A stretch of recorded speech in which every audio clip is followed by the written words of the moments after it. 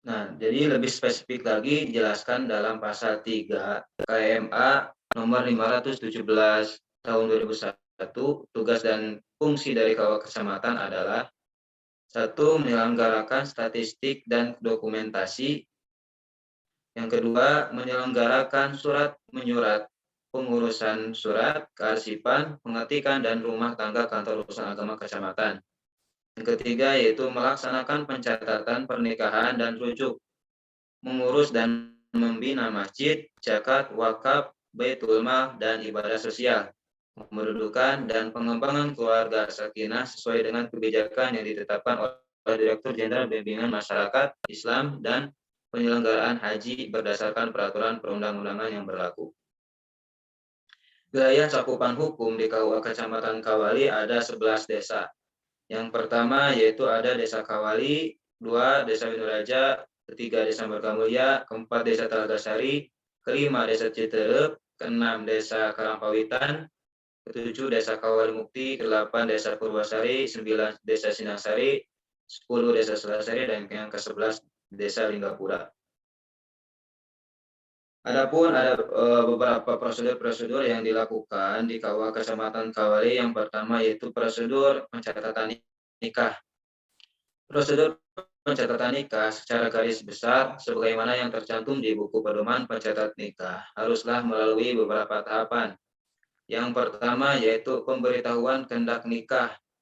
Langkah pertama bagi pihak yang ingin melangsungkan pernikahan adalah dengan memberitahukan kehendak nikah kepada pegawai pencatat nikah atau PPN. Sehingga dari kegiatan ini diharapkan para pihak yang ingin melangsungkan pernikahan mendapatkan arahan yang benar dan nasihat sebelum mereka masuk ke jenjang pernikahan. Pemberitahuan kehendak nikah dapat dilakukan oleh pihak yang ingin melangsungkan pernikahan atau orang tua atau yang mewakili dengan membawa surat-surat yang diperlukan, yaitu surat keterangan untuk nikah, yang kedua surat keterangan asal-usul, yang ketiga surat persetujuan calon mempelai, yang keempat surat keterangan tentang orang tua, kelima surat izin orang tua bagi pihak yang belum cukup umur yaitu 21 tahun. Yang keenam fotokopi akta kelahiran, 7 fotokopi ijazah, 8 fotokopi KTP, 9 fotokopi KK, dan seterusnya. Surat-surat di atas atau yang telah saya bacakan dapat diperoleh dari KUA atau pihak terkait lainnya. Namun, adapun untuk di Kecamatan Kawal khususnya, masyarakat lebih senang menggunakan jasa Modin atau P3N untuk menyelesaikan urusan pemberitahuan kehendak nikah karena lebih mudah dan tidak menyita banyak waktu. Berdasarkan keputusan Menteri Agama nomor 298 tahun 2003, terdapat 16 formulir pencatat dan pernikahan yang kemudian dapat dibagi menjadi 3 poin besar berdasarkan pihak yang berwenang untuk mengerjakan pengisiannya. Yang pertama yaitu formulir pokok yang pengisiannya dilakukan secara langsung oleh PPN. Yang kedua formulir lengkap yang sebagian besar pengisiannya melibatkan kepala desa. Yang ketiga yaitu formulir mutasi, yaitu formulir yang digunakan untuk memberitahu perubahan status seseorang kepada PPN atau pengadilan agama yang sebelumnya telah mencatat talak atau perceraian. Yang kedua yaitu dari syarat-syarat yang tadi, yaitu pengumuman kehendak nikah.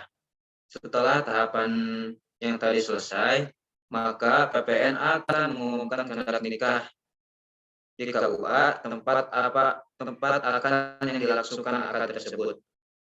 Pihak KUA secara administrasi tidak diperkenankan melaksanakan akad nikah sebelum selesai masa 10 hari setelah sejak pengumuman kehendak nikah diumumkan, kecuali bila pihak mempelai mendapatkan surat dispensasi dari camat. Yang ketiga yaitu akad nikah dan pencatatannya. Setelah berlalu masa pengumuman kehendak nikah, maka akad nikah boleh dilangsungkan dan harus dibawa pengawasan oleh PPN. Kemudian, pernikahan tersebut dicatat dalam lembar model NB yang ditandatangani oleh suami, istri, 2 orang saksi, PPN atau yang diberi kuasa untuk mewakilinya. Yang kedua dari prosedur yang dilakukan KUA yaitu ada prosedur pencatatan talak. Dalam Undang-Undang Nomor 22 Tahun 1946, pencatatan nikah, talak dan rujuk disebutkan dalam pasal pertama bahwa nikah yang dilakukan menurut agama Islam selanjutnya disebut nikah diawasi oleh pegawai pencatatan nikah yang diangkut oleh Menteri Agama atau oleh pegawai yang ditunjuk olehnya. Talak dan rujuk yang dilakukan menurut agama Islam selanjutnya disebut talak dan rujuk diberitahukan kepada PPN. Kemudian dalam ayat kedua pasal ke-1 menyebutkan yang berhak melakukan pengawasan atas nikah dan menerima pemberitahuan tentang talak dan rujuk hanya pegawai yang diangkat oleh Menteri Agama atau pegawai yang ditunjuk olehnya. Dari sini dapat kita simpulkan atau dapat disimpulkan bahwa wewenang dan tugas PPN yang kaitannya dengan talak atau cerai adalah sekedar menerima pemberitahuan yang kemudian mencatat peristiwa tersebut ke dalam buku yang telah ditetapkan. Yang ketiga yaitu ada prosedur pencatatan rujuk. Prosedur pencatatan rujuk sebagaimana yang tertera dalam buku pedoman pembantu pegawai pencatat nikah adalah kedua belah pihak yang bermaksud untuk rujuk harus datang menghadap PPN yang mewilayahi tempat tinggal mantan istri yang akan dirujuk dengan membawa dan menyerahkan berbagai syarat persyaratan. Yang pertama yaitu surat keterangan untuk rujuk yang ditandatangani oleh Kepala Desa Lurah, yang kedua akta cerai talak yang didapat dari pengadilan agama. Sebelum rujuk dilakukan, sebagaimana biasa PPN akan mengadakan pemeriksaan terhadap kelayakan rujuk tersebut. Pemeriksaan meliputi beberapa hal, diantaranya apakah pria yang akan merujuk memenuhi syarat rujuk, apakah rujuk yang akan dilakukan masih dalam masa iddah